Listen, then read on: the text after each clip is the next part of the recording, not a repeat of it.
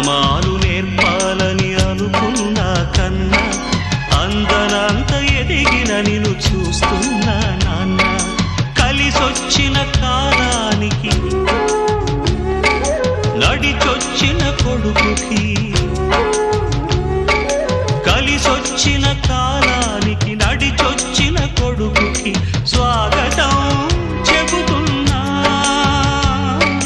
నేనే పసివాణ్ణై నీ నీడ చేరుకున్నా. జీవితాన ప్రతి పాఠం చేరే అనుకున్నా. తీయనైన మమతల రుచి నేడే చూస్తున్నా.